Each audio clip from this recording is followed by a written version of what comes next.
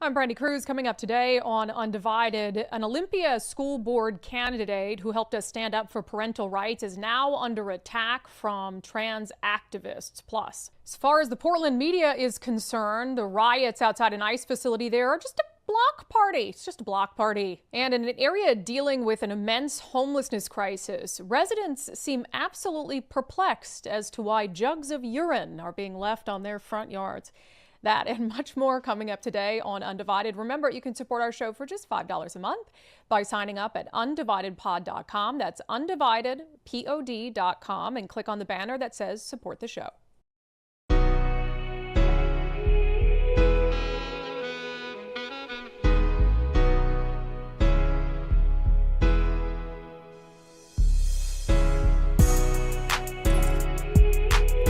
Hello, friends, and welcome to Undivided on this Thursday. Thank you for being here. Thank you so much for your commitment to giving common sense a comeback. Yes, we do have to talk about jugs of urine on the show today. Nicole's already over there gagging about it.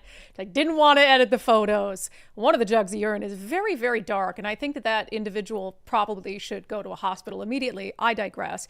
As you know, we don't like when people mess with our friends, and we will stand up for our friends, especially friends who have stood up for us. About 2 summers, it was about this time 2 years ago in the summer, we were going around the state collecting signatures on an initiative dealing with parental rights. And at the time, and I would say this was even more of a taboo topic in a state like Washington 2 years ago, where, oh my gosh, you're pushing for parental rights and, you want parents to be able to know if their kid goes to school and identifies as a girl instead of a boy. That's so transphobic of you. And so at the time, I remember it being kind of difficult to get businesses and establishments to agree to host us for these initiative signings because they were worried, understandably so, that there would be this unhinged backlash against them in the community. Nevertheless, some brave souls stepped up to do the right thing and to host us for these events. One of them was Cutter Point Coffee Company, owned by Ryan Smith and his wife, and they were great. And this is in Lacey. So it was kind of belly of the beast stuff. And we knew that. Olympia nearby is very, very far left. They certainly have a big Antifa, Trantifa contingent. The school board and all of that, very far left. And so I think Ryan and his wife knew, like, this is probably a risk to our business to host Brandi and team for this signature gathering event, but they did it anyway. And, it became pretty clear that there was going to be some backlash toward them. In fact, as we hosted the event, here's what was happening outside at that moment. Yeah, we had we were protested. We were called transphobes, and you had the whole, rainbow mob outside harassing people as they came and went. And there's Ryan trying to just move him off his private property. But Ryan took it all in good stride and didn't shut down the event. Curiously, his coffee shop, the windows were busted in, a couple weeks later, or maybe a month later, in a quote unquote robbery. I tend to think it was probably Trantifa coming in and trying to mess with us and do something. So that happened. And he was like, okay, but we still believe in what we did here. And so I don't have a problem with it. So Ryan, in fact, has decided to get even more involved, and he has decided to run for Olympia School Board. And as you know, we focused on the Olympia School District and the school board in our documentary Operation Indoctrination, because I really believe it's one of the wokest, most backward school districts in the nation. And they desperately need some sane people who want to focus on academics, who want to get away from radical gender ideology. They need those people on the school board. And Ryan has stepped up and said, hey, we've got 4 kids, some who've already graduated from Olympia, some who are still in the Olympia School District. On his website, he talks about his campaign being about balance, trust, safe schools, teacher support. He says he met his wife of 27 years in a ceramics class. We didn't have one of those in high school, but at the Olympia School District. He said, I was a teacher in the Olympia School District, and my wife also worked in OSD. We have a deep connection to the Olympia community. We're saddened to see how recent decisions by the district have led to declining enrollment and increased focus on ideology over education and the threat of school closures due to budget shortfalls. So he's running to serve the community and to restore, parental trust, certainly, in the school district after a long list of incidents involving indoctrination of kids. Again, you can watch our documentary Operation Indoctrination to know why he's running. And he just wants to I think what most parents want is to send their kids to school, not to have secrets kept from them about what's happening with their kids at schools, not to have teachers indoctrinate their kids in some radical ideology and make them future members of the Democratic Party. So that's why Ryan Smith is running. But even 2 years later, the fact that he hosted an event with us about parental rights is now coming back to haunt him, at least as far as the far left Trantifa ideologues are concerned. So Ryan kicked off his campaign on June 8th at a friend of his bar. His friend's name is Nicole, and it is relevant, I think, to mention Nicole is a lesbian. Not my Nicole, but his friend Nicole. So he's got a friend named Nicole, owns a bar, happens to be a lesbian. And he's not holding that up as some like, look at me, I'm pro-LGBTQ because I have a friend that's lesbian. It just happens to be that this bar is sort of known in the community as being owned by a lesbian and therefore being maybe more LGBTQ friendly, as if every bar in Washington state isn't LGBTQ friendly. Give me a break.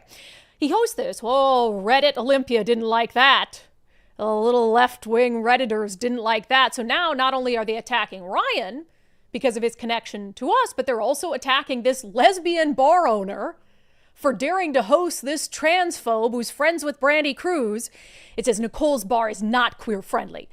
Friendly reminder that although Nicole has tried to pass her bar off as an LGBTQIA friendly place, her co-owner is Andy, somebody else, who has regularly posted transphobic rhetoric, and they're hosting a school board campaign kickoff for Ryan Smith, a pastor who previously held an event harmful to trans youth at the Cutter Point location that he and his wife own.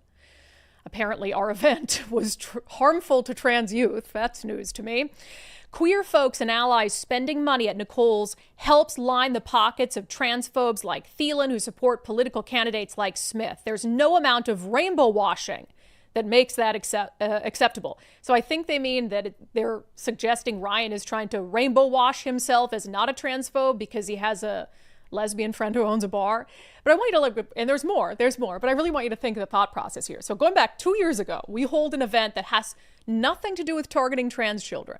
It's about parental rights and making sure parents know what's happening with their kids at school. So because Ryan and his wife opened up their coffee shop to us, we're obviously transphobes. I mean, that's a given. Ryan and his wife are transphobes, and anyone Ryan associates with, even if it's a lesbian, hates the LGBTQ plus community. So that's the way of thinking there. And it's not even enough to like just disagree and make your disagreement known. They have to try to go after Ryan's business. They have to try to go after his friend's business. Don't spend money here, all of these things, because these are truly unhinged individuals, and it doesn't stop there. Ryan Smith started to notice, shock of all shocks, that his Ryan Smith for school board signs were going missing in the Olympia area. We caught one of these suspects on video. There they are, orange helmet. I don't know if it's a boy or a girl. That might also explain, maybe the reason they're stealing the signs. So caught on video, clear as day, stealing Ryan Smith's campaign signs for Olympia School Board. Ryan has filed a report with the Olympia Police Department, and we will now, of course, because you go after our friends, we go after you, we will now seek to have this individual identified and criminally prosecuted. And we will use like our 500,000 person social media reach, and we will do everything we can until that person is identified. And it's just unhinged. And we have that's a pretty good image. I also included, Nicole, if you can bring up a still. I'm sorry, but that orange bike helmet sticks out like a sore thumb. And then also, look at the bike there. It's got some red handles on it. Maybe you recognize there's a little tattoo, I think, on the back of one of the calves, maybe something. It could be a shadow, but it could also be a tattoo. But that's a pretty good image. So I feel like after the show today, we're going to post this. We're going to get this person identified. We're going to get some justice for Ryan Smith and his Olympia School District campaign. But this just shows you the mentality of the left. Like, it's not enough just to disagree and to bring your ideas forth and to say, here's our candidate who we support, and this is, but they have to take it so far that they don't even want, they want to hinder the ability of other citizens to even know about or hear about the message of another candidate. Because they know they can't win on the merits. When they have to debate on the actual merits of keeping secrets from parents, of transing kids in schools, of pushing radical gender ideology and political ideology onto kids, they know that's a losing message. And so it's like, well, we can't be a battle of ideas here. So we got to steal his signs. We got to try to alienate him and ruin his friends' businesses so his friends won't stand up for him or won't donate to his campaign or won't host events for him because we'll make it too unsafe for them to do so. And that's what the radical left and Trantifa has always been about. They want to bully people into silence. They want to bully people into not speaking up, into not running for school board, because there are individuals who will give in to that. If they're not, like Ryan, I mean, he's been willing to put up with a lot. He put his business on the line to host us. And now he's putting himself out there again because he believes that he can improve the Olympia school district. And he's got thick skin, so he's willing to stand up to some of this. But not everyone will, and I don't necessarily blame them. You've got a family, you've got a business, and you're not ready to be protested out front as transphobes or absolutely harassed on the internet as being anti-LGBTQ, etc. So you have a lot of reasonable people who will give in to bullying like this and criminal conduct like this, because it is criminal to steal people's campaign signs. So I'm glad Ryan's not giving in. I'm glad he's pushing back and fighting back. We will help him in that regard because he helped us when we needed him, and because he's sane, and we need sane people like him on the Olympia school board in particular. So we'll get that information out there, you orange helmeted extremist. We shall find you. And the Olympia Police Department hopefully will take it seriously when we do. Speaking of left-wing lunatics, so the last 2 weeks outside the ICE facility in Portland have been wild. Our friend Katie Davis-Court has been down there. We should get Katie on soon because she goes undercover. She got this video. Oh, we should have played this today. She's so she's undercover so they don't see her and assault her as they normally do. And two of these Antifa rioters go around the corner and just start going at it, making out. Leg against a wall, leg up, and just apparently rioting is horny business. And they were just so turned on by their rioting that they just had to go around the corner and just get it on. So she's had fascinating video from all this, but it's also been incredibly serious. I mean, we've talked on the show about there have already been federal charges against around 10 Portland Antifa rioters.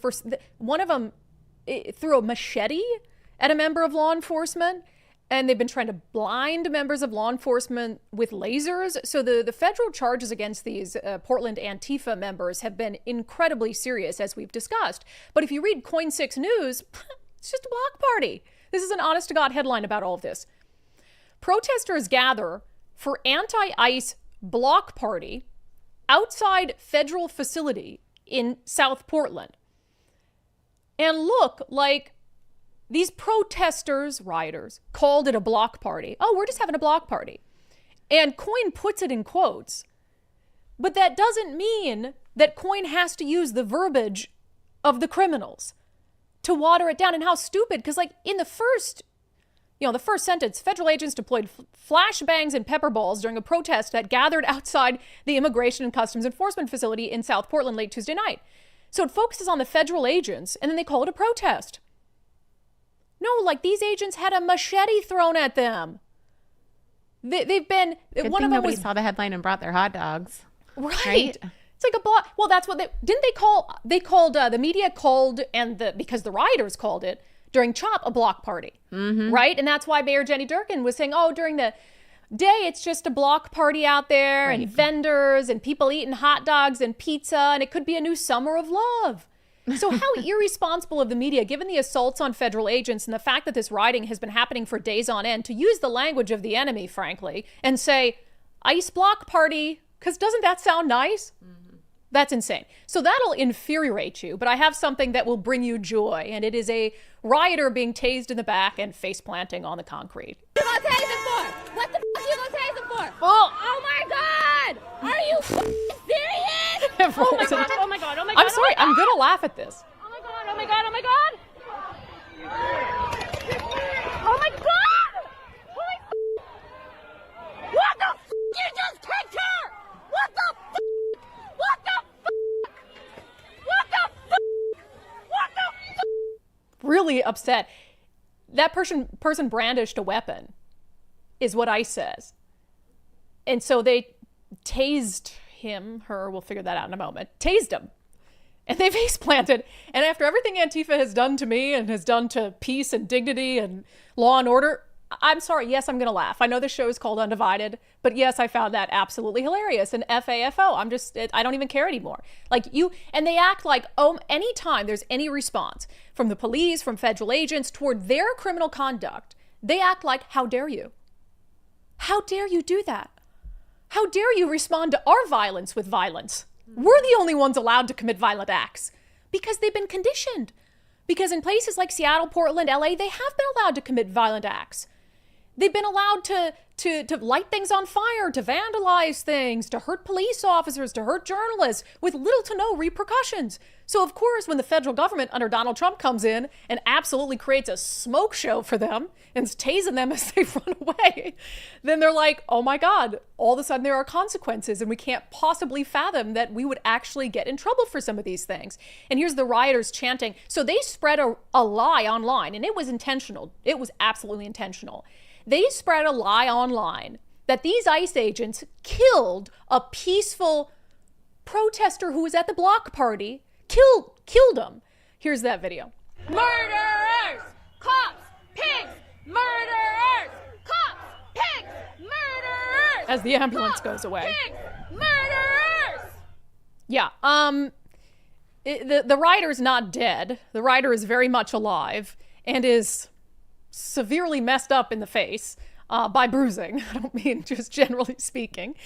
Christopher M. Hudson is that rider's name, aka Julie Michaela Winters. So it's a man pretending to be a woman.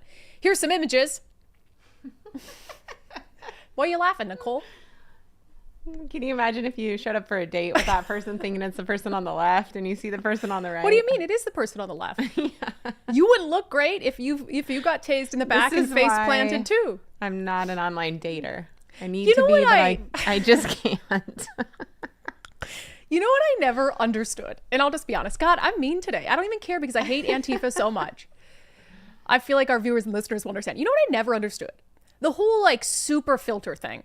I know. Because unless you're going to live a completely online life, people are always going to see you in person and be like, huh, because they're so used to seeing these highly filtered images of you online. So yeah, imagine if Julie Michaela Winters had a date and then you show up and it's Christopher Hudson. Here's some more. With the whole black and blue face planted. Christopher, you shouldn't have been there, doing what you were doing, and you wouldn't have got a taser to the back and face planted on your face and then rolled into a bike lane.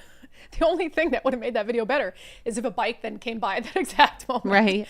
No. I think that part of the filtered thing is that people need compliments more than they've ever needed. I mean, everybody likes a compliment, and now I think people need it. So even if it's just online and not in person, that's a great picture. They just look at that picture on the right.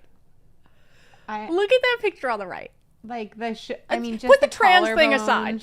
Put the trans thing aside. This isn't even about poking fun at a trans person. I don't care. That looks like an adult. If you want to be trans and and dress like that, that's fine.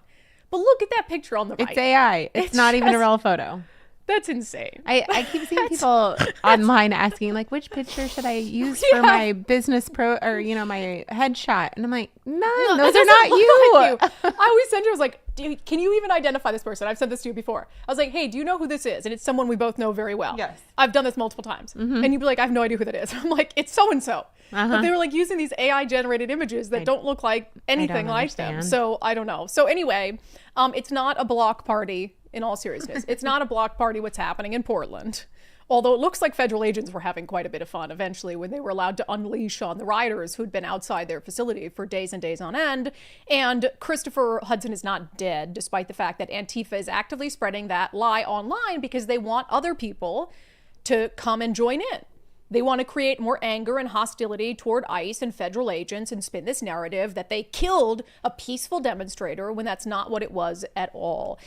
So I wish you quick healing and a quick recovery, Christopher Hudson, so you can have your day in court. Mr. Trump, where are you? Can you also imagine? I'm sorry. No, I'm not going to say it because that's just mean. I got to be nice. Undivided, Brandi. Sure. Undivided. Yeah, I'm going to be nice. I'm not going to say it. All right, coming up next, we're going to do some serious stuff, so I do have to reset it. Some horrifying numbers are out about the number of children in the care of the state of Washington who are dying after being exposed to fentanyl. Truly alarming, not surprising, because we've known that this is happening, and I don't know when state leaders are going to start to listen. First, you've heard of DOGE, obviously, Department of Government Efficiency. Have you heard of the Department of Retirement Efficiency?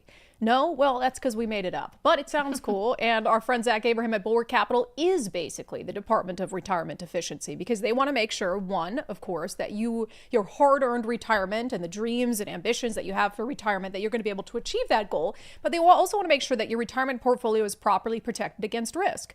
I mean, in today's climate, man, there's like a different major global news story every other day. And so you just have to make sure that the diversification and all of that is protecting your hard-earned retirement against unnecessary risk. Risk is always part of the equation, of course. But Zach and his team will show you, they'll do a full reveal of how Bulwark is looking for opportunities to lower risk, lower cost, give your retirement as much upside as possible.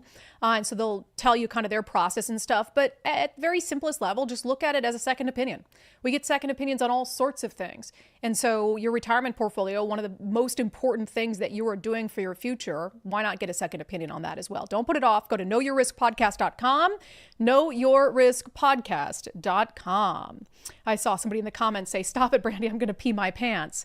Well, hold it, because we're going to talk about urine coming up. Yes, very highbrow show today, highbrow. First, so we've talked a lot on the show about the Keeping Families Together Act, which was a sham. It was sold as a complete lie told to lawmakers, and lawmakers on both sides of the aisle are complicit. This was passed by Democrats and Republicans several years ago. And the idea of the Keeping Families Together Act, as it was sold, was like, hey, we're going to do more to try to get parents who've suffered with drug addiction, back in their children's lives. But what it turned into is setting this really high bar for removing a child from a home where there's active substance abuse. It turned into a situation where judges, based on the law, were deciding that a parent using fentanyl, the deadliest street drug that's out there right now, around a child was not imminent harm. So they didn't have to be taken away, even temporarily, because we're going to keep families together because it feels really good. And what has the result been? Well, kids have been ingesting fentanyl. Many of them have been dying. Some of them have been close to dying. We've told stories. We've had parents sitting here who that happened to their 2-year-old when they went for a visitation at the father's house. And DCYF's reaction to all of that so far has been, okay, we're going to do more. We're going to do more. And our big, bright, genius idea is we are going to, at no cost, provide these drug-addicted parents with a free lockbox. So they literally went on a King 5 News interview with a lockbox and displayed it like this was the smartest idea anyone's ever had to protect kids from drug-abusing parents. Is for the state to just, no, don't stop using drugs. We're not going to take the child out of the home. We're going to give this drug-addicted parent a lockbox and believe that they'll have the presence of mind to lock up their fentanyl and their used needles, et cetera, et cetera, et cetera. Just insane stuff. And while they dick around with all of that and act like this is a righteous thing to do, kids are dying. And the numbers prove that out. This from Center Square. WAD DCYF reveals alarming child death, near-death numbers in the first quarter of 2025. So this is just numbers, and this is going to become important when we get into the actual facts and figures here. This is just the first quarter of this year. So we obviously are going to have, I think, a continuing trend upward. A little bit from this article. Last week, DCYF held a meeting with key staff and officials to discuss the concerning and drastic, that's a quote, increase with 54% of the child fatalities due to opioids. The disturbing numbers following troubling statistics from 2023 and 2024, when a total of 37 children under state supervision were killed either by drug exposure, abuse and neglect, or other incidents, including fire or being left in a hot car. Of the 37 deaths, fentanyl was the leading cause of death for children under DCYF care in 2023 and 2024. According to information provided in last week's briefing from DCYF and shared with the Center Square, there were 27 fatal and near-fatal child incidents in the first 3 months of 2025, compared to 9 in the first 3 months of 2024. Threefold increase. in just 3 months. 7 of the incidents were fatal, 20 were near fatal, and 16 involved children from birth to age 3. The last figure is an increase from 6 such incidents in the first quarter of 2024. So 16 in the first 3 months of this year involved babies, like newborns up to age 3. And last year, comparative period of time, there were 6 of those incidents. So dramatic increases. And these things are happening to the most helpless, tiny babies and infants. And when they say these are children under the care of DCYF, that doesn't mean that these are kids who've been placed in foster care by DCYF. These are children who have some sort of active monitoring plan, parenting thing that the state is part of.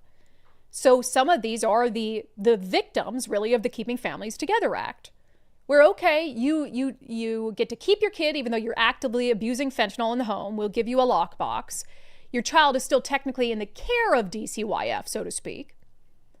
But you get to see this child is spending time, sometimes alone, with a drug-addicted parent abusing the deadliest street drug there is.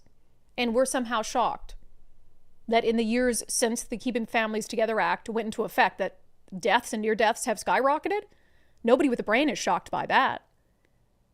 And that tells you that they really do care. They care more about the ideology of decriminalizing and destigmatizing drug abuse than they do about children dying. They would rather destigmatize drug abuse than save the lives of little babies. How else do you look at that?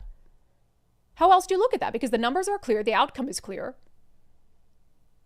And they're okay with it. The Democrats in Olympia are okay with it. They've had multiple opportunities. And there are some who sided with Republicans like, hey, we need to fix this, but not enough. So they're okay with babies dying as long as they don't have to give up their misguided ideology about hard drugs. How disgusting is that? And the victims are tiny babies who can't speak for themselves. Absolutely outrageous. Here's some of the numbers, again, posted by the Center Square.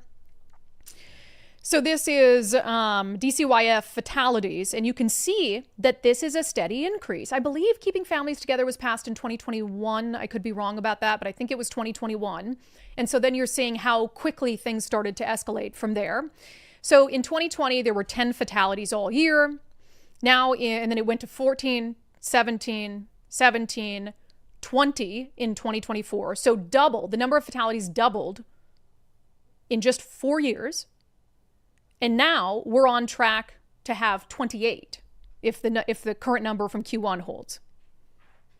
28, and that's not just a number. Those are children, vulnerable children, babies, teenagers who are under the care of the state of Washington. And the state of Washington is not caring for them.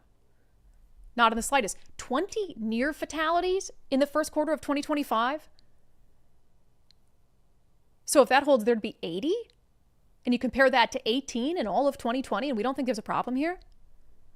For the love of God, a little more from this. Number of critical incidents for Q1 of calendar year 2025 has tripled over the same period for last year.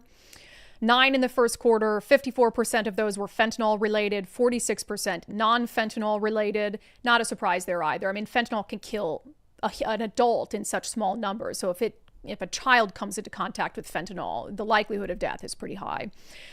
And then, as we said previously, a lot of these are children from birth to age 3.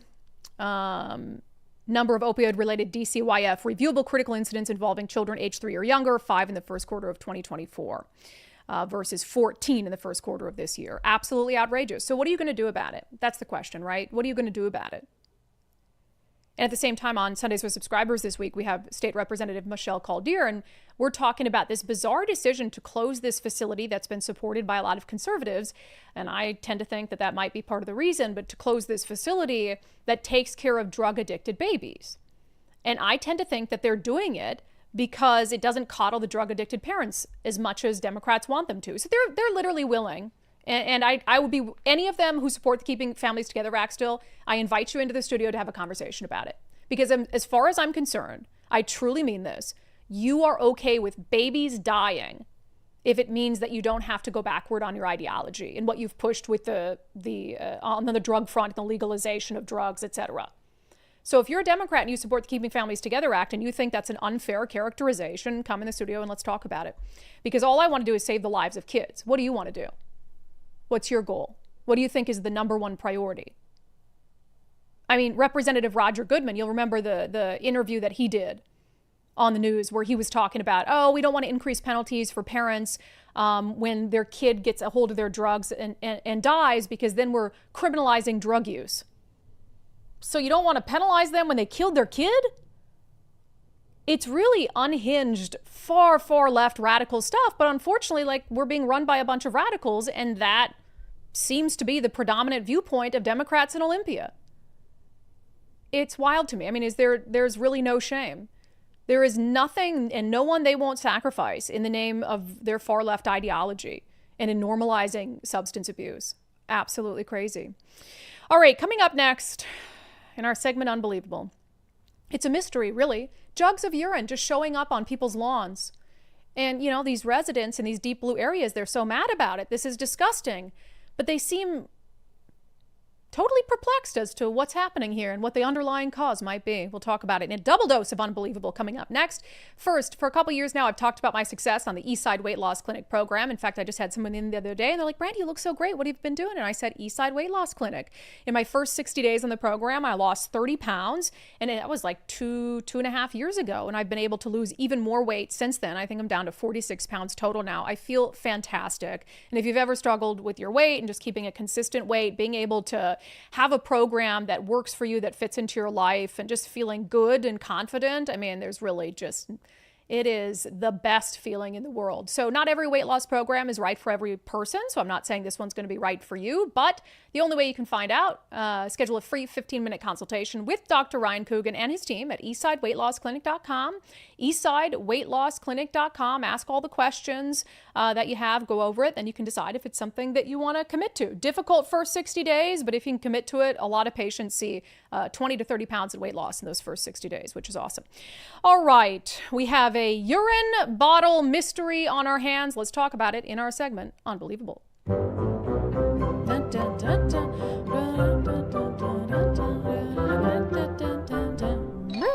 Okay, let's see if we can get to the bottom of this mystery, shall we? KGW8 out of Portland. Headline: I'm not touching that. Neighbors in Northeast Portland deal with bottles of urine left near homes. Neighbors have been dealing with the problem for months and say getting help disposing of the human waste is challenging. Okay. So I see that and immediately think, well, obviously homelessness, right? It's probably people living in tents, or more likely maybe some of the derelict RVs that aren't working, aren't functioning properly. So they're peeing. Actually, can you bring that photo back up, Nicole? The look on your face is hilarious. That whoever left those bottles needs to go to an emergency room immediately.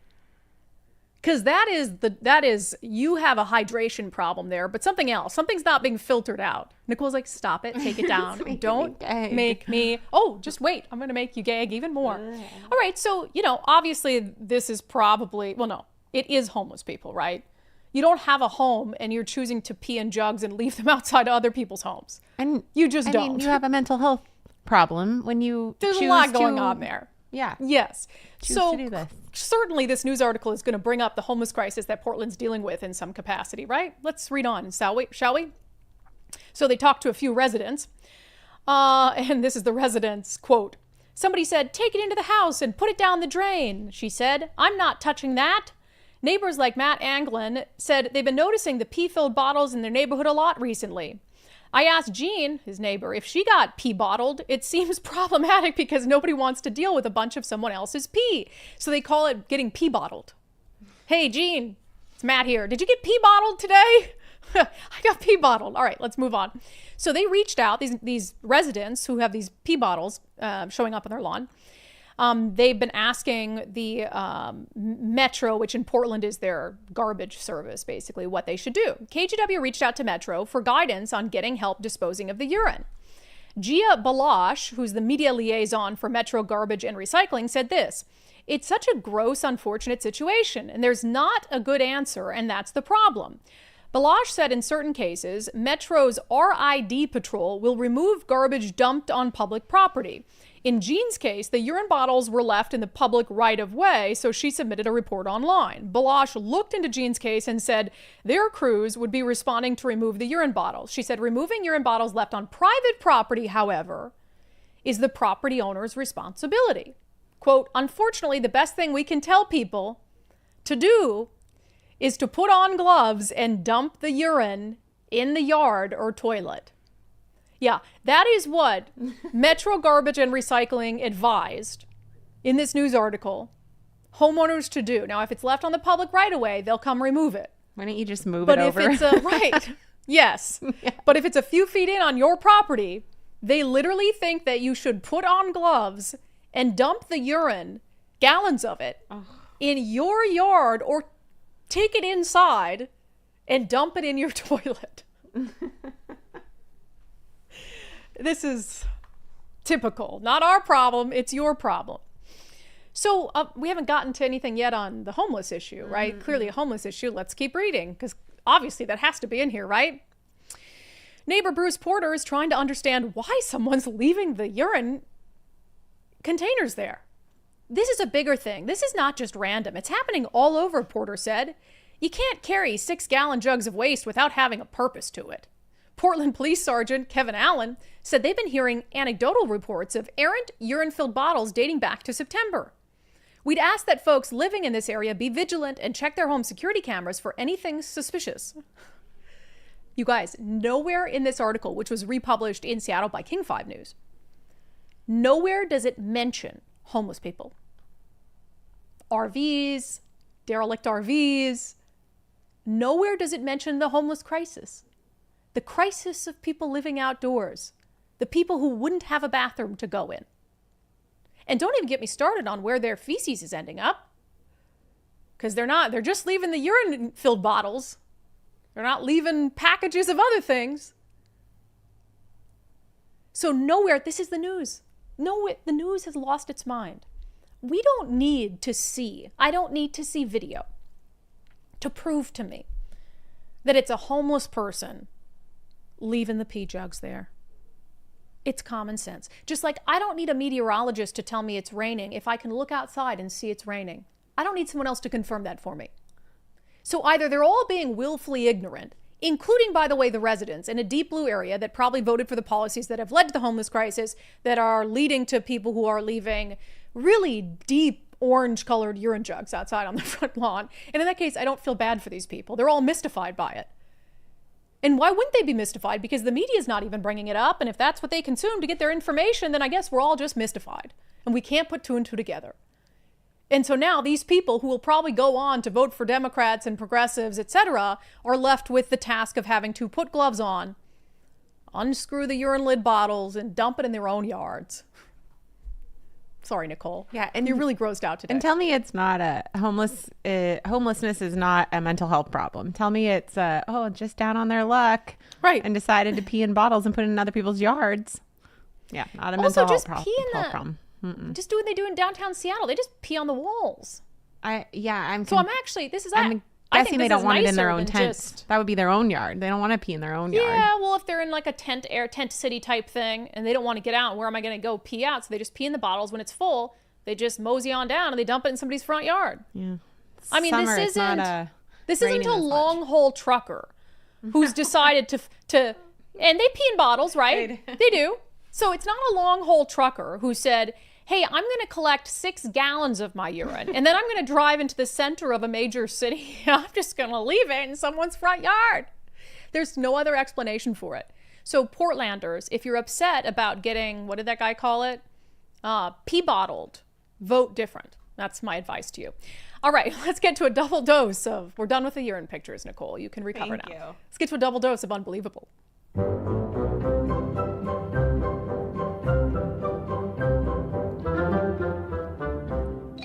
Boop. My advice would be to take those pee bottles down to City Hall.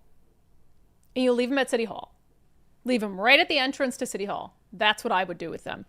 All right. I want to talk about this because it's going to actually lead into our next segment. This is another example of, I actually didn't, you might have to read in there and see if they brought up the tab issue. So they kind of do. But vaguely, right? They go to a Reddit post of like, I'm taxed too much, so I'm not paying this. So they don't go into deep, Tim Eyman territory, but they definitely go into the Reddit post. Yeah. So Fox 13 has this article. It's another one of these. We know why this is happening. It's not because people are poor or they're just feeling the burden. And I believe, people are feeling the burden of being overtaxed. But they're making a point here. They're choosing to make a point. The headline, report states 500,000 Washington drivers have expired car tabs. And again, you and I, we see that and we're like, immediately know why. We don't need an explanation. We immediately know why because we have a brain and we can think for ourselves. The article says about 600,000 Washington drivers are on the roads illegally, according to Carfax, a vehicle history database. Recent data from Carfax claims 593,000 people are driving with expired tabs. If these numbers are accurate, it would cost Washington $25.6 million. So in revenue, they don't get in. That is the lowest possible value using the state's base fee, $43.25 for tabs. So at the low end, they'd be out $25 million in revenue. Of course, we know that it's probably much probably higher all the than people along the Sound Transit right, line. who aren't going to pay that. It says, quote, we don't know how many vehicles are driving on Washington roads with expired registrations, and that's because there are a variety of reasons people don't renew. Perhaps they sold vehicles, they've moved out of states, their car was totaled, maybe they decided to keep the car garaged for several years, said a representative with the Department of Licensing. We simply don't know, and we don't ask why, and we don't track them down. We only track active registrations. Well, we know why. It's because the people of the state had voted time and time again for $30 car tabs, and Democrats in Olympia and their friends at all the law firms sue and get it thrown out. And people are sick of it. You know how many people have told me I haven't paid my car tabs in 2 years? And we even heard from that one person who said they got pulled over for having expired tabs. This was like maybe around the time of the pandemic. And they told the officer, I'm not paying the car tabs because I voted for $30 car tabs multiple times and it keeps getting thrown out. And they didn't get a ticket for it because the trooper's like, I can't understand that. So it's just ridiculous. This idea that, oh my gosh, it's such a mystery. Why are what sucks about it is we're all going to pay that cost.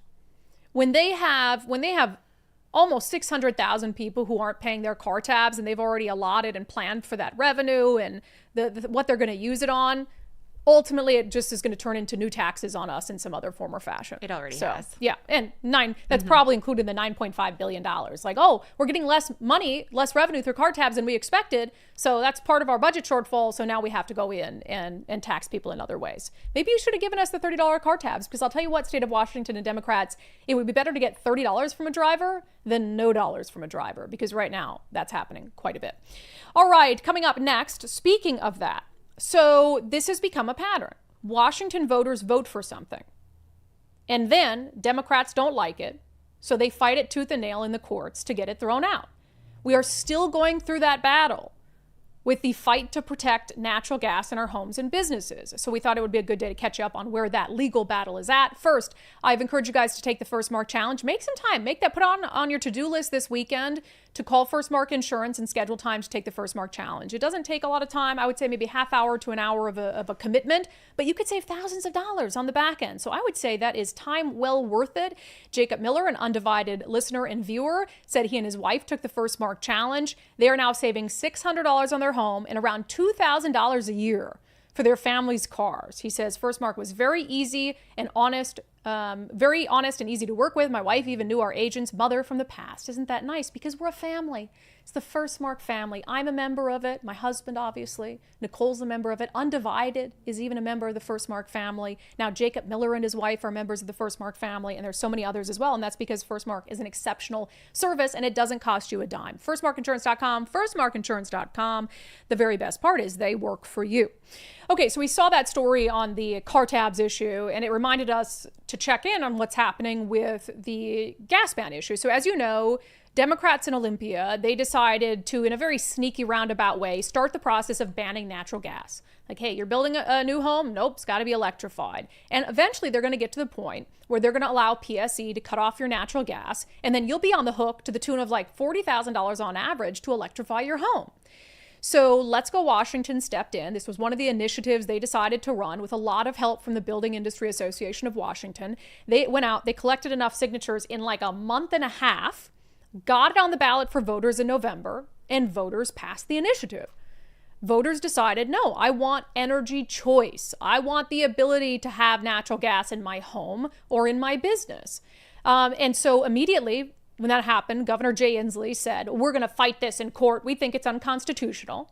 He got a sweetheart judge in King County who he appointed. He went to court personally, Governor Inslee did, even though he wasn't governor at the time. This was like this year after he was out. He was out of office and he still went. And it was like wink, wink, nudge, nudge. And a King County judge ruled that the initiative was unconstitutional.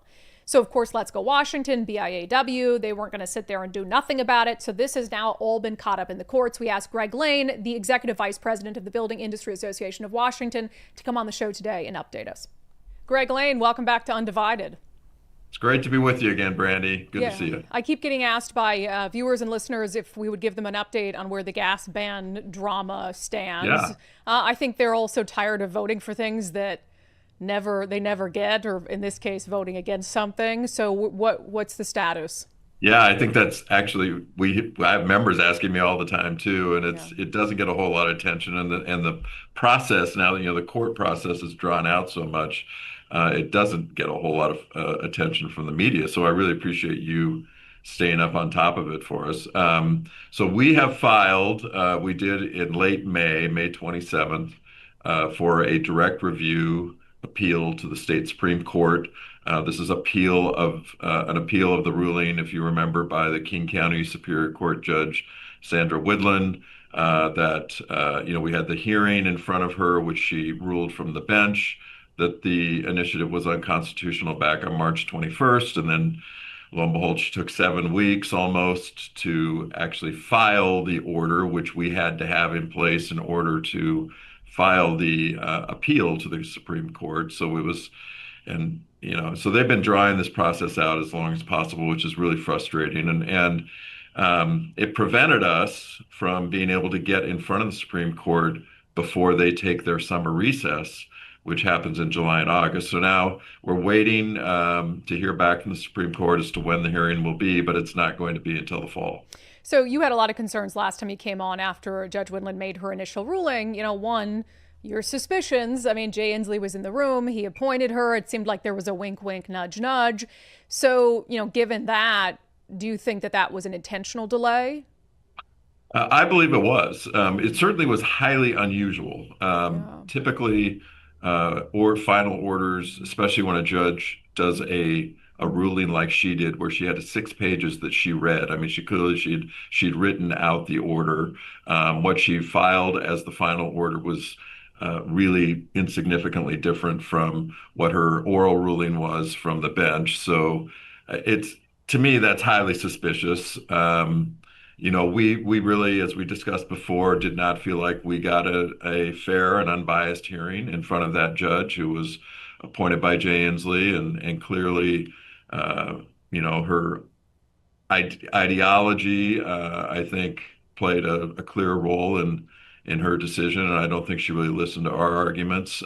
She bought everything that the plaintiffs said, and also, she was aware that regardless of what she ruled, this case was going to end up at the Supreme Court. So, she really, I don't know, I think was pandering a bit to, her base, and certainly the governor who appointed her in this ruling, because she knew regardless of whatever the ruling was, it was going to get appealed, and it was almost kind of a free opportunity for her to rule however she wanted. And again, I just don't feel like we had a fair look at what those issues were being raised. I'm hopeful. I really hope that we'll get a more fair and unbiased hearing when we get in front of the Supreme Court this fall. Are you, though? I don't know. Maybe I know. Is that a little Pollyannish? Because when you look at people who got their seats because of Jay Inslee and all this, I mean, I don't really see a substantial difference ideologically on the state Supreme Court. I do think ideologically, when you compare to the Superior Court in King County, it's a little further closer to the center. But you're right. I mean, the justices are still extremely liberal.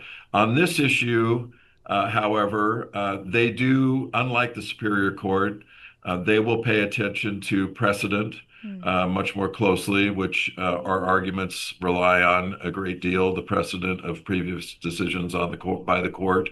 And so we feel like we certainly will have a better shot. I again, going in, we know it's probably leaning against us, but we think we've got a pretty good shot, or at least an equal shot at 5 or 6 of the justices. There's 3 or 4 that probably we don't have a chance to get, but we only need 5. And so we're going to go in and make the arguments. And we have a number of our partners lined up to put in amicus briefs in supporting of our arguments. And, so we're going to aggressively try and defend it. And we're, working closely with the Attorney General's office, who is the lead defendant. And I know there's, suspicions around that as well. But the attorney that we've been working with out of the Solicitor General's office and the AG's office has been aggressively defending the state law, the initiative, and working very closely with our outside counsel. So we've been pleased with their efforts.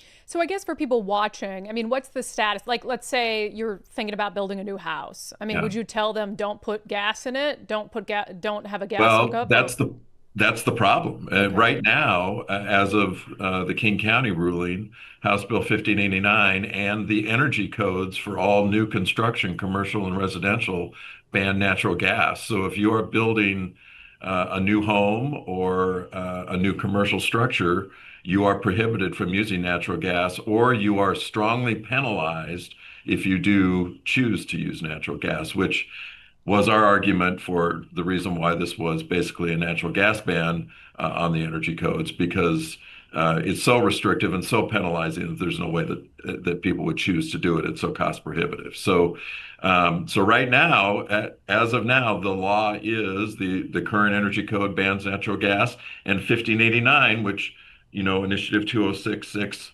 overturned. That was the bill passed by the legislature in 2024 that starts the banning of natural gas to existing customers.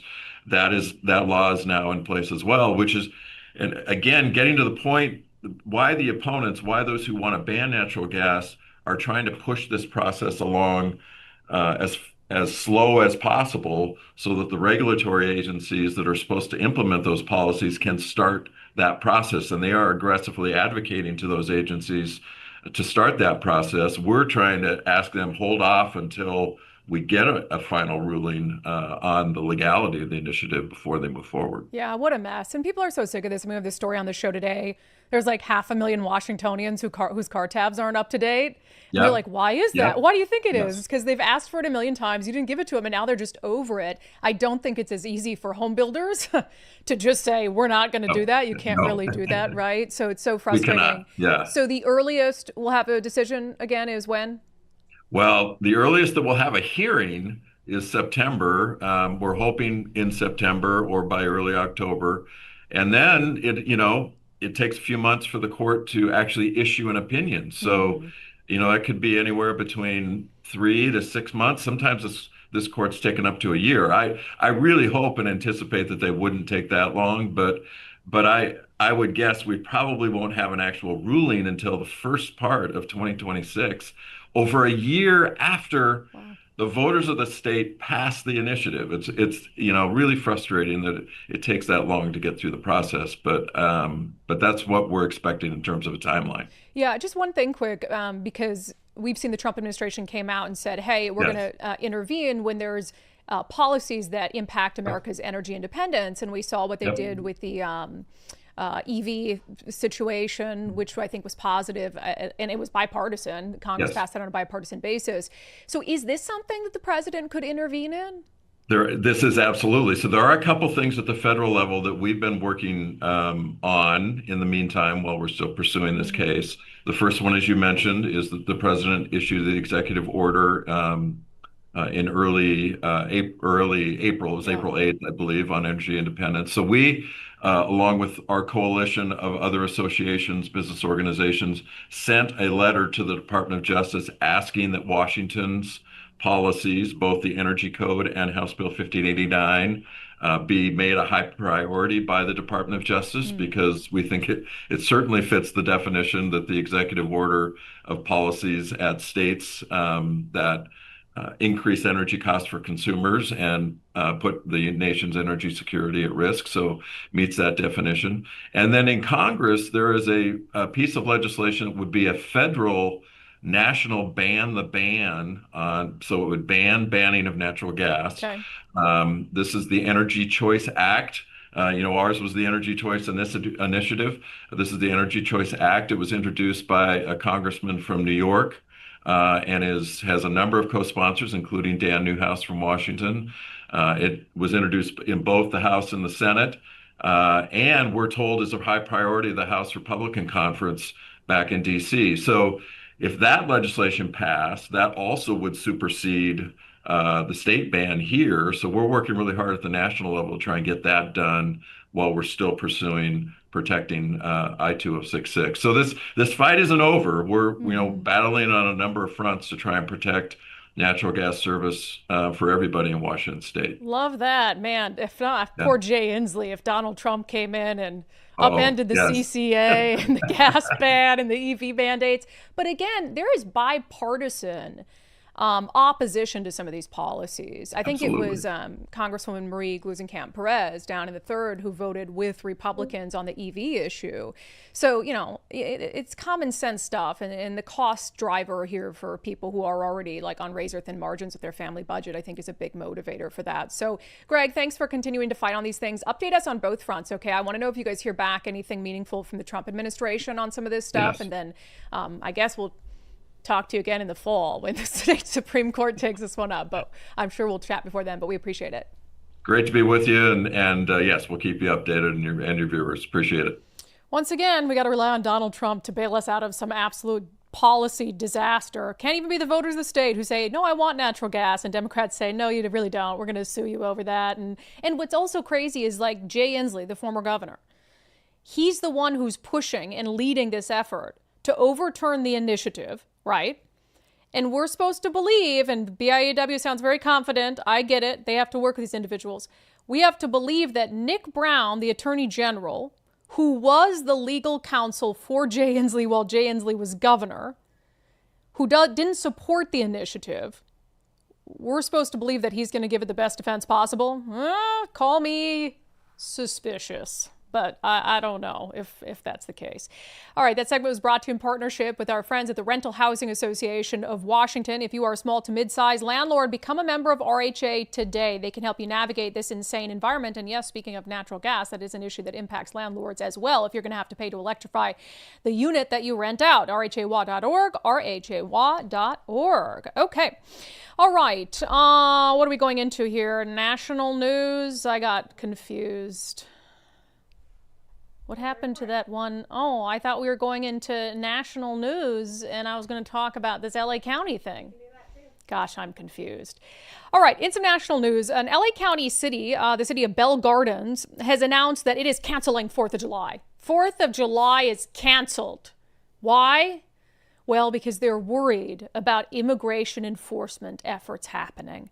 It says, out of an abundance of caution regarding concerns for resident safety over federal immigration enforcement activities, the city of Bell Gardens will be canceling these scheduled events between June 24th and July 10th. Gosh, that's not even just 4th of July. That's like 2 full weeks of festivities canceled. It says, including the Independence Day celebration, all other summer programming, such as summer day camp, sports, etc., will continue as normal unless individually canceled as necessary. Absolute definition of virtue signaling. Because here's the thing. If you're an illegal immigrant, illegal alien, and you're concerned about ICE, you're just not going to you're not going to come out. But this idea that ICE is just going to show up, let's work this through our minds. What do you think ICE is going to do? They're just going to show up at a 4th of July parade and look for people with brown skin and demand their paperwork? That's not what they're going to do. That's not what they have been doing. And so it's just this insane, it's not just virtue signaling. It's about instilling fear. These progressive governments want people to be afraid. They want, because then people are afraid of Donald Trump. So even if there's no risk to them, they want them to be afraid and think and get it in their mind that Donald Trump will literally send immigration agents out to a 4th of July celebration to round up people who are brown. because the only way they maintain control over you and keep getting your votes is if you're so fearful and scared of the alternative, and you're the one trying to protect them by canceling a 4th of July celebration. Just crazy stuff. All right, insane news on the immigration front. We have to go all the way over to Florida for our weekly segment, and I'm sure you've heard about this by now. We've been dying to talk about it all week. The soon-to-be Alligator Alcatraz in the middle of the Florida Everglades, where they're going to house illegal aliens awaiting deportation. Let's talk about it in Florida Report. It's not even controversial anymore. People know in Florida their freedoms are going to be respected. Miranda, Alligator Alcatraz. You already knew that's what we're talking about today. I already knew it. Man, is that behind you? Is that... You could put that head on the entry, the gate to Alligator Alcatraz, just to let them know what awaits if they try to escape.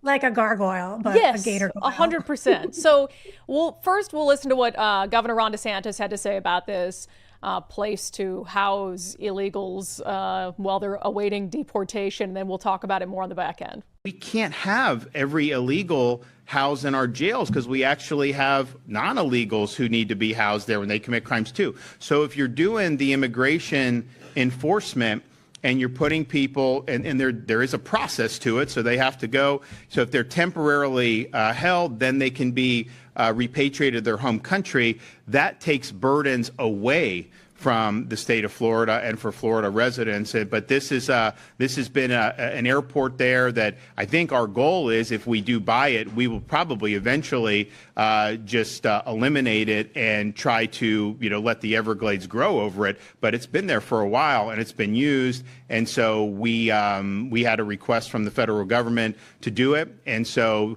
Alligator Alcatraz it is. There's so much about this. First of all, I love the grasping for straws for how are we going to, paint this as a horrible, awful thing. And they're saying it's inhumane. But look, the alligators are only a problem if you try to escape.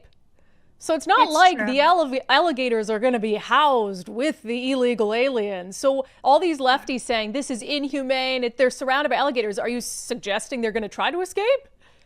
Yeah, and I don't think it's any more inhumane than shoving them in our already overpopulated prison system within the city. I mean, I'd rather be out in the fresh air, to be honest with you, but it's easy for me to say that. And also they're acting like they're just gonna be walking alligators around on leashes like they're canine dogs or something. It's not that serious. Although I can see, when you get the fences up, obviously, because you're going to have the alligators aren't the only means by which they're going to try to keep these people in place. It's not Alcatraz in the sense that they'd have to jump into this water. And it wasn't like they were roaming free on Alcatraz. They were still within a secure facility, right?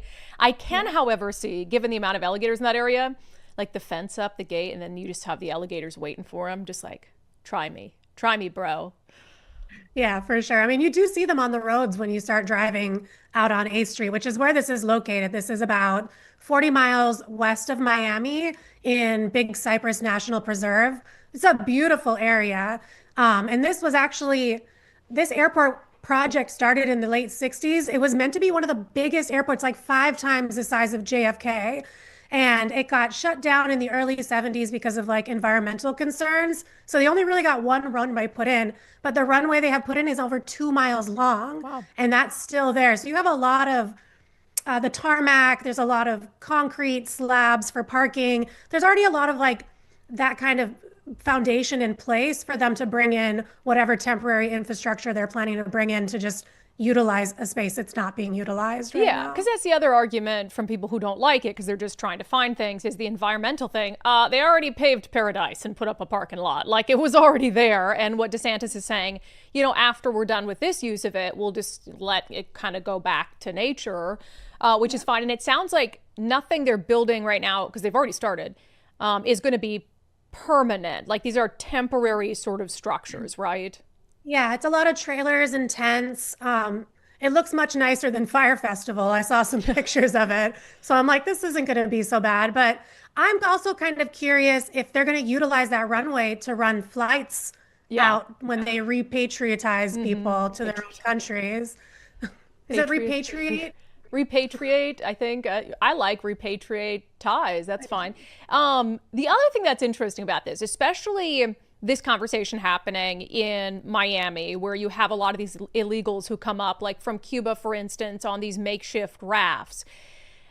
Are they really going to be deterred by alligators? Because, like, they gone through sharks. If they're coming up with members of the drug cartel through Central America, I just don't think alligators are going to be the deterrent that maybe the right is acting like they will be.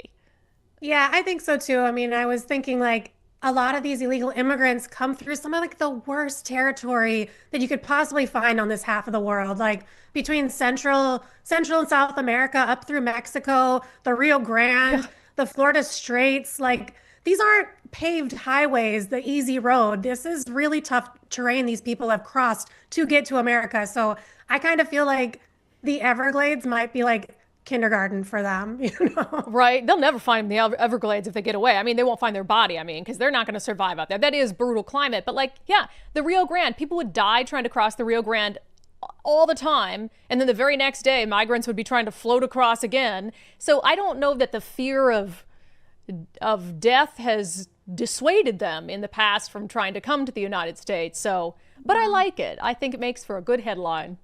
I like it too. I mean, I have like my ins and outs about it, but I think all the things that I don't like about it, there's already solutions for. Like, I love the environment. I think DeSantis has put a lot of effort into preserving the Everglades, and the fact that he mentions that, like, we're gonna, if they can take control of the space, because this airfield is actually owned by Miami-Dade County. Yeah.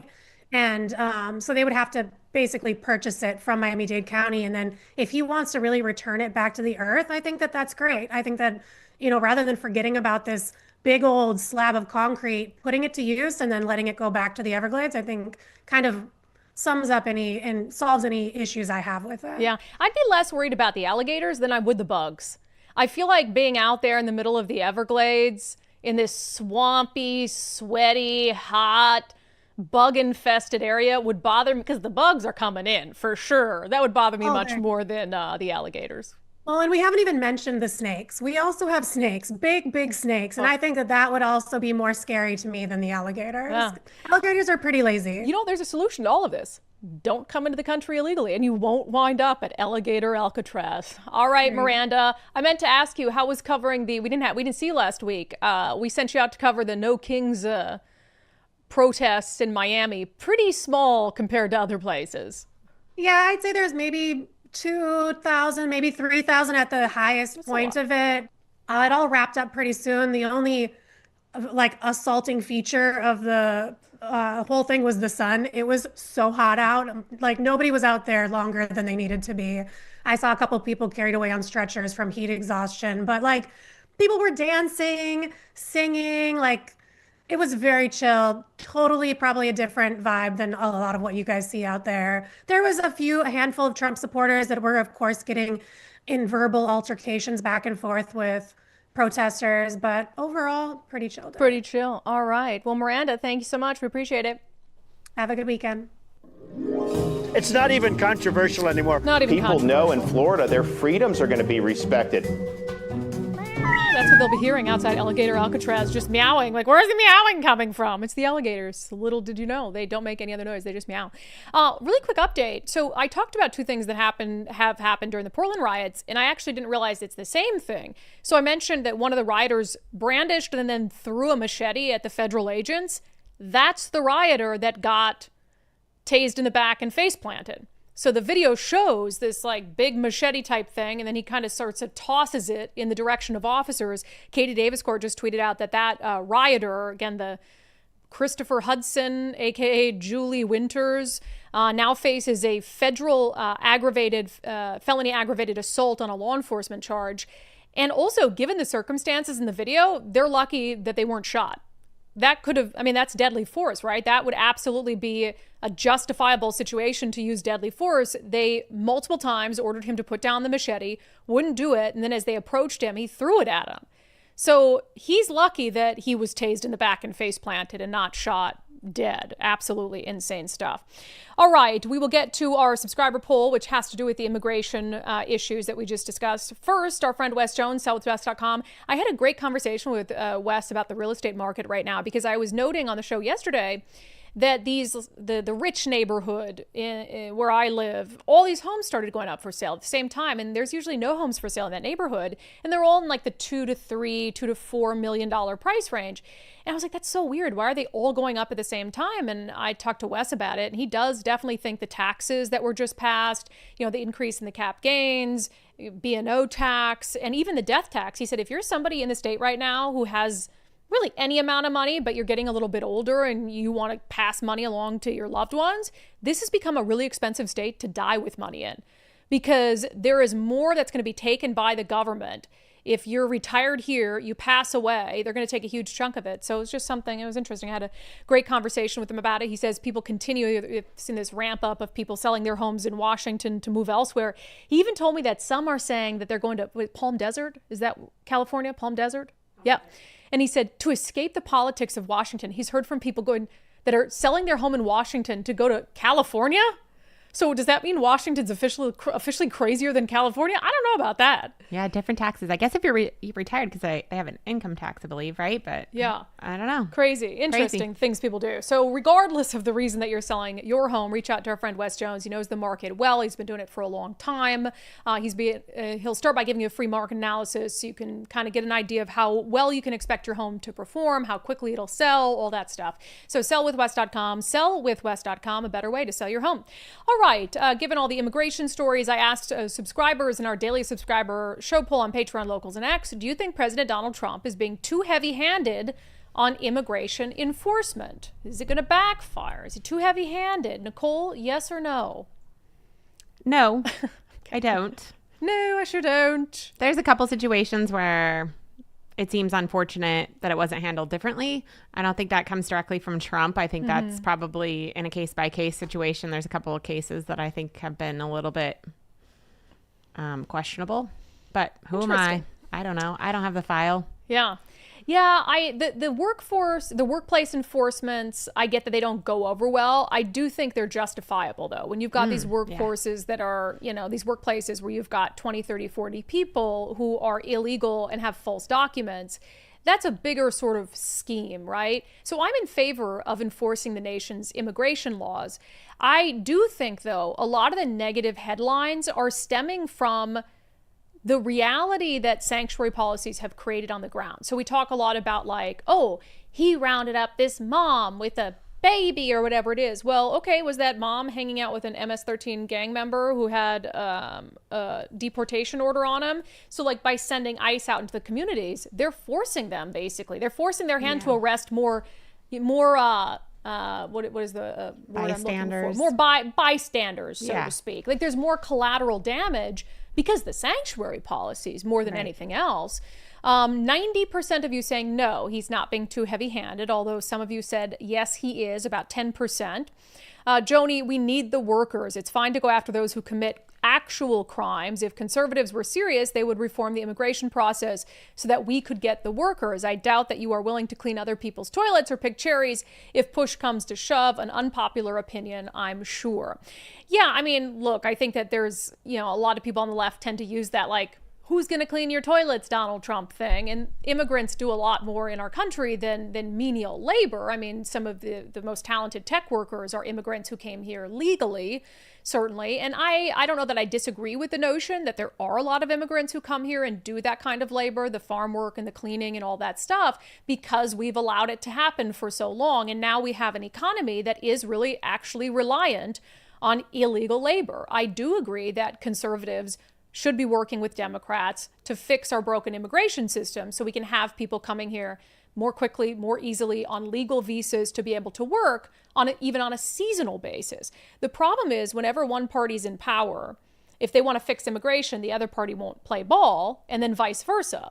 Like, that's why the Dreamers issue has never been fixed, even though it's a pretty popular idea to give citizenship to the Dreamers and then end the program. But like, they've been here for 20, 30 years and were bought as kids, but they still can't get it done. Even when Republicans tried, Democrats wanted, they had all these, they were using them as pawns and leverage and all these things. It's just interesting to me the way that, Patty Murray and I'm seeing Jai Paul and all of these people, so mad that people are getting taken out of the orchards, things like that. Yeah. But then on the other hand, you keep forcing us to raise the minimum wage. And so you've made it impossible for these people to employ high schoolers and things like that can't work this to the same extent. So then they're forced to do these different things. So it's just funny to me, but you're okay. You want them to be paid less under the table. Yeah. Like that's what you're it's fighting weird, for, isn't it? Right. Yeah. And then, but yeah, some of the situations that I was talking about were, the people that have been here for 40 years, but 30 years ago broke the law. But then you go back to what Arnold Schwarzenegger was making the case, like, you come here, treat it right, I guess, or it could come back to bite you in the ass at some point. Yeah, there's a lot of hypocrisy going around. And again, if Democrats truly just want it to be focused on the violent criminals, they need to come out and message that, because their messaging right now has been like, oh, it's all wrong. Okay, so use a little nuance. Say, hey, we totally support and will help you in any way we can getting rid of the violent criminals. However, we have an issue with these enforcements and our economy can't stand it. So I think if both sides were willing to use a little nuance, we'd be in a much better situation. All right. I wonder how long this is going to go. I mean, it's going to be interesting. That's the only thing. We only have a limited amount of time to get it done. So it's going to be balls to the wall, for lack of a better phrase. But it can't be like this for the full 4 years. So yeah, sure it can. I guess it could, but I just think it'll run out eventually. Yeah. Right? Kathleen, I want criminals and gang members arrested and deported. I would like to see an effort to register hardworking illegal immigrants with the promise of green cards and eventually citizenship if they can be contributing members of society, get rid of the bad and keep the good. Yeah, there has to be some. That's kind of like the option they're giving people to self-deport, where you'll have an opportunity to come back through legal means. And if you don't do that and we catch you, you're never coming back. But I think if you've been here 10, 20 years, you've been working, if you haven't been paying taxes, then you have to get caught up on taxes, or you can never become a legal citizen. So there has to be some, because you can't just say, all right, blanket amnesty, and then what happens the next time there's a Democratic president who opens the borders again? And then in 20 years, we'll be giving all them blanket amnesty. So it doesn't, I don't know, it's just a messed up situation. David, I'd prefer a focus on more recent violators and criminals, but I'm okay with targeting all illegals. Spokane Valley girl, if other leaders had followed the law to begin with, Trump wouldn't have to do what he's doing. Enforcing the law is not being heavy-handed. Good comments per the usual, everyone. And a little disagreement is never a bad thing on the show. We love that. Love it. All right, let's get to other comments on other topics. Sign stealer caught in the act. Papa Woody, $5 super chat. Jeremy Roos is running as well for a cool board local business owner for school board. Local business owner and a good dude. Okay, we'll look him up. Bolt Up. Everyone should have a friend named Nicole. Talking about, yeah, I agree. Agreed. Talking about Ryan's friend Nicole who owns a bar. Everyone should have a friend named Nicole who owns a bar. Where's your bar? Yeah, where's my bar? I feel like I can see you in retirement owning like a beach bar in Hawaii. Yes, that I bring my pet monkey to every day. Okay. Yes. Yeah, and your spring hats. I can see that. That would be like Nicole's ideal retirement. Maybe a pet pig. Yeah, 100%. Yeah. All right, adorable, deplorable. My Ryan Smith sign was stolen last week. Got my new sign and cameras up. Oh my gosh, let us know if you capture anything on camera. We'd love to see it. Yes. On the Portland rider who face planted after getting tased, Avery Roscoe. And Chaz Chop was just like Woodstock too, being referred to as a block party. Yes, every block party I go to, they're throwing machetes at federal agents. When I saw that headline, I had to bring it up and be, are we talking about the same thing? There's I wasn't really sure. Because there's no way the news would call this a block party. Like, that's crazy. But the taser thing reminded me of, is it The Hangover when they're in Vegas and then they get arrested and they said, we'll let you go, but you have to volunteer to be our taser thing. Yeah. And the kid tases him. He's like, in the face. I know it wasn't in the face, but he face planted. I got a lot of enjoyment about it. I'm just going to be honest. Sherry on the Portland Rider. I've seen Brandi and Nicole in person and neither one of them needs filters. That is so sweet. nice. You know, in fact, people always tell me you are so much prettier in person. Well, there you Which go. I'm kind of like, is that a compliment? But I'd rather be prettier in person than be like, oh, you're way prettier on video. So natural. The camera adds People 10 like pounds. natural. Okay. Keeping families together, act killing kids. Law Pickett on Facebook says, meantime, drug addicts pass out during drug use and the boxes are left open. Yeah, that's the whole, what a dumb idea. What kind of bureaucrat comes up with an idea of let's give them a free lockbox? As soon as you use that fentanyl and you're in the mindset to use the fentanyl, you're not thinking, okay, now take this out, unwrap my arm ski, get it all in there, make sure it's all okay, you're fed, you're good, you're good. Lysol this real quick. Just, and then pass out. It's just the stupidest thing. I mean, absolutely insane. If I'm ever governor of this state, I'm finding the person whose idea that was, and I'm firing them immediately. Urine bottle mystery, Matthew Cook, $10 super chat. You're in over your head with this story. Thank you. I love that you gave us $10 to tell a dad joke. Yep. Salty Dog on YouTube. Peeing in a jug and leaving it for someone else must be the latest recycling program. Yeah, maybe it's good like plant food. Or something, I don't know. On the $30 car tab frustration, people not paying their car tabs because they're over it. Kristen on Patreon, I didn't renew my car tabs because I have better things to spend the $650 on. Insane. Just need to go one more week here without getting caught in Washington before I move back to my hometown in Texas. I love that. I love that you're going to get away with it. That makes me so happy. I mean, all you have to do is not speed. Don't use the HOV lanes when you're not allowed to, and you're good because you can't get pulled over for it. Right. But honestly, Kristen, I would say if you told any cop, I didn't pay it because of this, I'm going to Texas next week, they'll let you go. Not any cop. Most. But like I said, it's an add-on And then say I'm also, Brandi Kruse told me. Yeah. Okay, then you might. That if I say this, I'll get off this ticket. Special treatment for sure. Renee Kipola on YouTube got pulled over after 2 years without paying tabs. The police asked why I didn't renew, and I told him we voted and they took it away. He did give me a ticket. Oh, okay. But it was still a fraction of the tabs for 2 years. So even if you got a ticket, it wasn't as much as the tabs would have cost, although insurance too can be a little, the premiums going up can be hard. If you get a ticket. Can be hard, if you get a ticket. Well, that's not a moving violation though, so you don't get a. That doesn't hit your insurance. Unless it was like in combination with a moving violation. Yeah, the speeding ticket would, but if you just get a ticket for tabs, it's like $100 and something bucks, and that's not a moving violation. Yeah, you're right. Good point, Renee. Good point. On Florida Report, Dipluberous unum. Sorry. I hope they don't give the alligators indigestion. Yes, those alligators are going to be well fed if people try to escape. Sherry Heiss, they may prefer the alligators to the coyotes. I don't know. I think I'd rather take on a coyote because I'd befriend the coyote. The alligator, there's no reasoning with it. Well, but the alligator, all you got to do is hold their nose. Oh, is it that easy? I mean, when you the animal whisperer, all you have to do is hold their nose. But if there's a lot of them, it's a lot of noses to hold, right? So you can and also like army of them. You have to get close enough to it to grab its snout and shut it. I'd like to see this actually. Does anybody have an alligator sanctuary? We would love to come. I'd love to come see how easy it is. Just hold your nose. You are an animal whisperer though, so I feel like you'd go up there and be like, hello, can I hold your nose? Alligator? And he'd be like, sure. I do keep hearing that Old Red song in my head, Blake Shelton's Old Red, where you just have to get a female alligator over there looking pretty, and then they just run this way. That's Old Red, that song. That's what they do. Old Red guards the jail. Oh, that's right. And then they bring in a female dog, and he goes that way, and the jail escapees go the other way. Yes. You just get a female alligator. Put the moves on. Distracting. All right. On Patreon, delaying the hearing until the autumn on the BIAW gas ban case could be a win, especially if there is a power outage for the higher up judge and they don't have electricity and a generator. Yep, more time for them to come to their senses by having a power outage. Old sub sailor. What's that? The Tootsie's photo.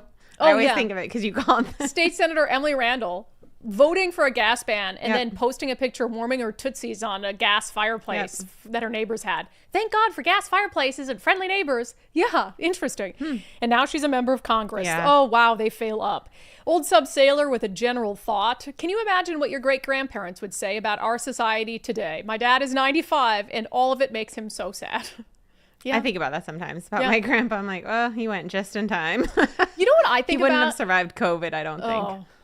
Not the COVID virus, but the just reaction. Being locked down like that. I think a lot about, like, what if you took someone from ancient times and just transported them into modern times? Like Encino Man. They just, it's a movie? Yeah.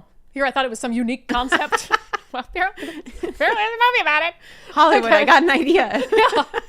It's just, I told you I'm not good at Hollywood trivia stuff. Oh, man. Good Can stuff. we just go to the sanity check today? Just sanity check.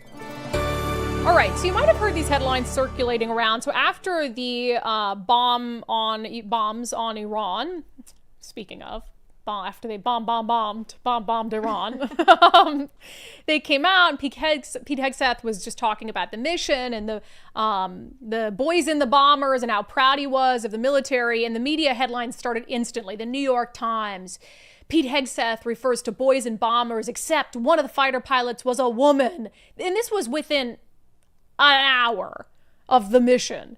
That's what the New York Times was focused on. So Pete Hegseth had a press conference and he was asked about this whole boys and bombers thing, and the reaction's pretty good. Acknowledge the female pilots that also participated in this mission. The early messages that you sent out only congratulated the boys. So when I say something like our boys and bombers, see, this is the kind of thing the press does, right? Of course, the chairman mentioned a female bomber pilot. That's fantastic. She's fantastic. She's a hero. I want more female bomber pilots. I hope the men and women of our country sign up to do such brave and audacious things. But when you spin it as, because I say our boys and bombers as a common phrase, I'll keep saying things like that, whether they're men or women. Very proud of that female pilot, just like I'm very proud of those male pilots. And I don't care if it's a male or a female in that cockpit, and the American people don't care. But it's the obsession with race and gender in this department that's changed priorities. We don't do that anymore. We don't play your little games. Love it. Actually, if the media was being consistent, they would have asked, why didn't you acknowledge the birthing person? Right. The birthing person who, what else do they call them? Birthing person, ovary, what do they call, what was the gross one? It was like semen intaker or something. Anyway, we're not doing that anymore. That has been your closing sanity check. That has been today's episode of Undivided and this week's episodes of Undivided. As always, we have a great episode of Sundays with Subscribers coming up. We're going to talk about the latest move for blue states to blame their budget woes on the president of the United States. And also, we're going to talk more about why on earth the state decided to defund a care facility for drug-addicted babies. There's clearly more to it than just the budget crisis. So that and more coming up on Sundays with Subscribers. If you're not a subscriber, it's pretty simple to become one. Go to undividedpod.com, undividedpod.com, and then you just click on the banner that says support the show for $5, and we would absolutely appreciate it. That is how we make this show possible in all these glorious good times we have on the show. Anything else, Nicole? Yeah, I'm good. Just close it. Just Close it up. close their mouth. All right. See you guys on Sunday. For non-subscribers, we'll see you back on the show Monday at noon.